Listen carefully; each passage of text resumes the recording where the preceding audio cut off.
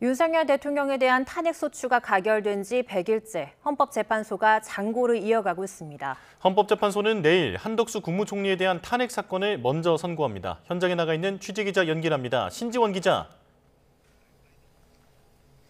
네, 헌법재판소입니다. 네, 윤 대통령 탄핵 사건 선고기일 아직 정해지지 않았는데 현재 분위기는 어떻습니까? 네, 주말인 오늘도 이른 아침부터 헌법재판소 앞에는 윤석열 대통령의 탄핵을 촉구하거나 반대하는 농성이 이어지고 있습니다. 경찰은 차벽을 설치해 통행자의 신분을 일일이 확인하며 안전과 보안 장비를 강화하고 있습니다. 오늘은 지난해 12월 14일 윤석열 대통령에 대한 국회 탄핵소추안이 헌법재판소에 접수된 지 100일째 되는 날입니다. 고 노무현 전 대통령이나 박근혜 전 대통령의 탄핵 심리 기간을 넘어 역대 최장 기록인데요. 헌재의 숙고가 길어지면서 법조계 안팎에서는 재판관들이 계엄 당시 국회의원 체포 시도 등 기본적인 사실관계나 법리 해석뿐 아니라 탄핵소추 사유에서 내란죄 대목이 철회된 점 등 절차적 정당성에 대해서도 뜻을 모으지 못한 것 아니냐는 관측이 나오고 있습니다. 다만 재판관 평의는 철저한 보안 속에 진행되고 있는 만큼 정확한 배경은 확인되지 않고 있습니다. 내일 한덕수 국무총리의 탄핵 사건이 먼저 선고되면서 윤 대통령의 선고 시점이나 쟁점에 대한 판단을 엿볼 수 있을 것이라는 전망도 나오고 있습니다.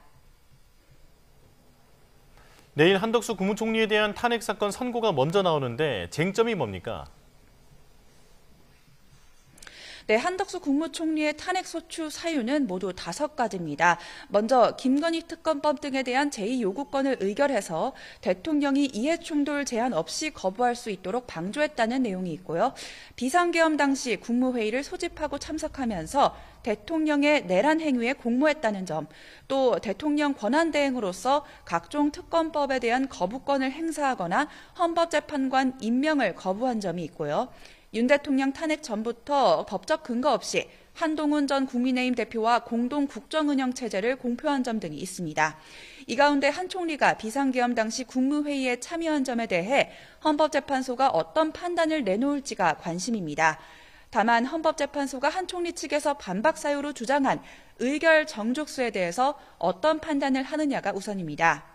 한 총리에 대한 탄핵소추안은 지난해 12월 27일 192표로 가결됐는데 야당은 국무총리를 기준으로 150명 이상 찬성 시 가결을 주장했지만 여당과 한 총리 측은 대통령 권한대행인 만큼 대통령 탄핵 조건과 같은 200명 이상 찬성을 주장한 겁니다. 내일 한 총리 사건에서 헌법재판소가 어떤 쟁점을 기준으로 탄핵 인용이나 기각, 각하 결정을 하느냐에 관심이 쏠리고 있고 비상계엄에 대한 헌재의 판단이 나올 경우 윤 대통령 사건의 가늠자가 될 수도 있을 것으로 보입니다. 지금까지 헌법재판소에서 YTN 신지원입니다.